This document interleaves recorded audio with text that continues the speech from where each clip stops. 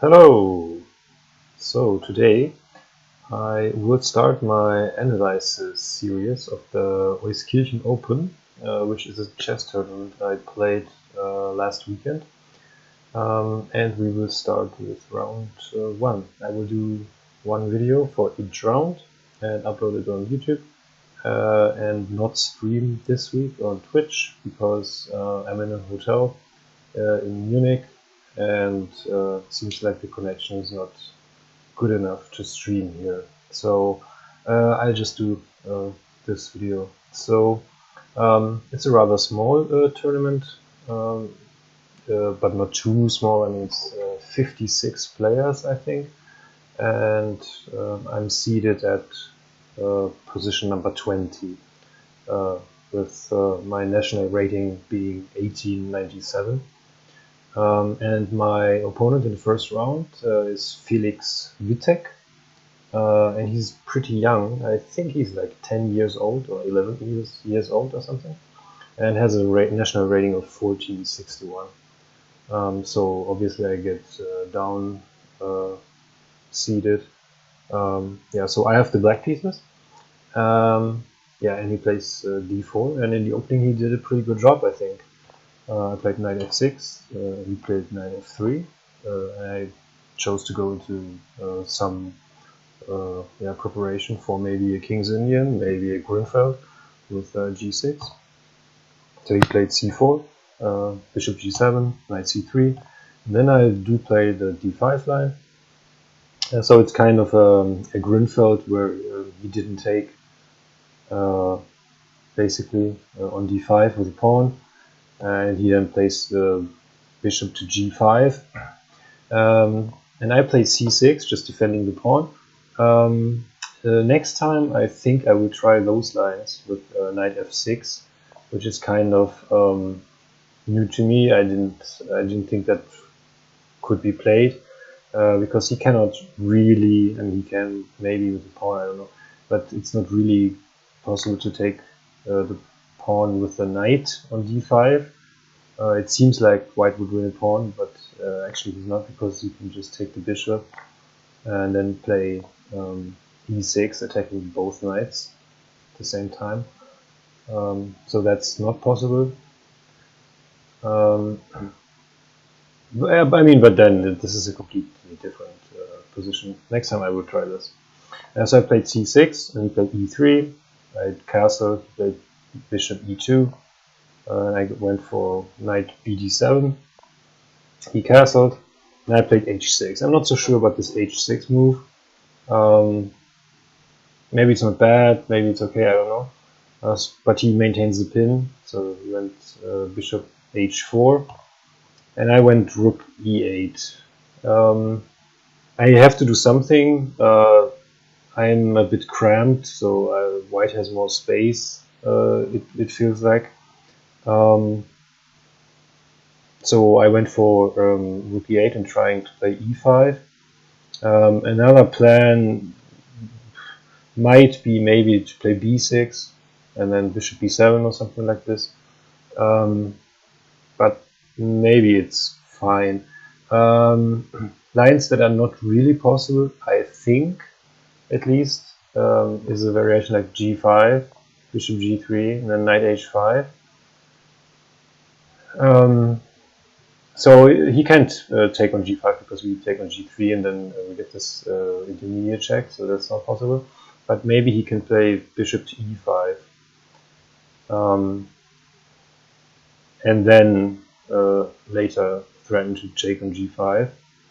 So if I play f6, attacking the bishop, kind of, he might simply retreat, maybe not. But even if he goes back, I have weakened my position with f6, and all these light squares are actually not so great. So I didn't go for this. I went rook e8, and he went rook c1. So now this is already better for white, definitely. I went for the g5 and bishop g3, which is actually, I guess, even worse. And then I played e6. because obviously I cannot play e5 directly, and also I don't want the c file to open.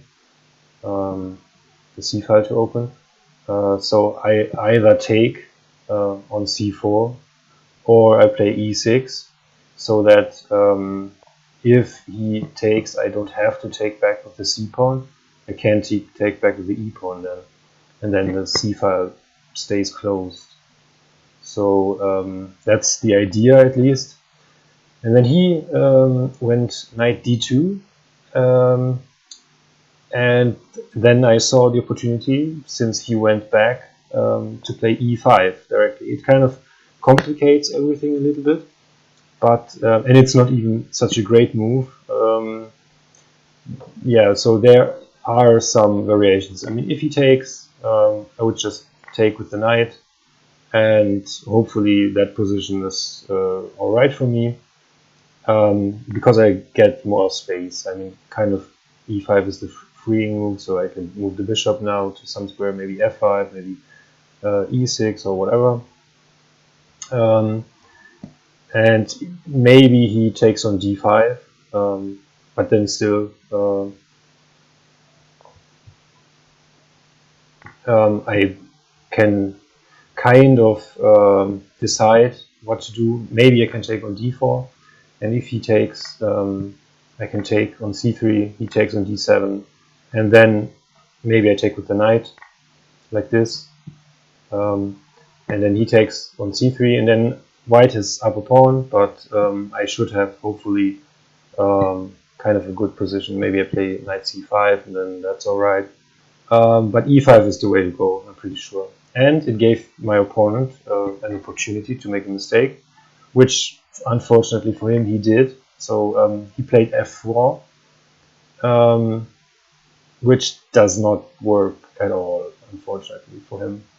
So if I take, let's say, on d4, it's not really so cool, because he either takes on g5, which I don't think he should, but maybe he just takes on d4.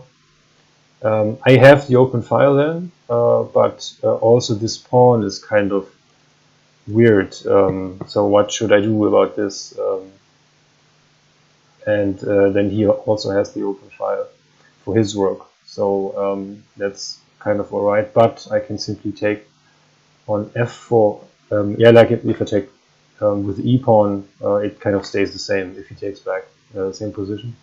But I can take with the g-pawn, and if he now takes back with this pawn, I can actually take on d4, attacking his knight.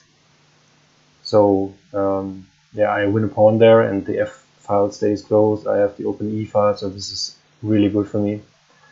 And he went into a line that is maybe even worse. He took on e5, but then I can just take the piece on g3. He has to take on f6, kind of, because else he loses a piece. And then I can take on h2, and it's check. And your engine says he should play king h1. And I have a very much better position there. I can take on f6 afterwards. e3 is hanging. Yeah, but he took, which is even worse. I take with the knight so that my bishop gets free. And now he has some issues to deal with. His king is like really open, so maybe you should move back somewhere. But even then, he still doesn't have any shelter. But e3 is attacked, and yeah, maybe his pieces are like not harmoniously. So I think he went into one of the worst lines even, because he wanted to defend the e pawn, so that he wouldn't lose another pawn, because black is up a pawn here in this position. And he played rook to f3, developing the rook and protecting the e3 pawn, but at the same time, unfortunately, blocking the bishop of the defense of g4. So I was able to play knight g4 check, and then it goes downhill pretty fast. So with this last move, I opened up the bishop. It's check, so he has to do something about this. He cannot take or put something in between, so he has to move the king. And also knight g4 attacks the e3 pawn again. And at the same time, it opens the diagonal for the queen. So he played king g1, so that he can still, with the king, kind of, yeah, I mean, he doesn't want to walk into this fork if he goes to h1.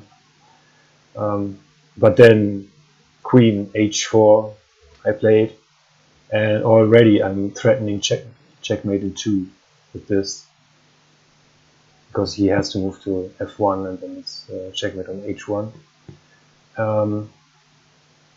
I guess this is the best defense, but still it's completely lost for white already, because this actually protects h2, but then I guess I can take on e3. So he blocked with the rook.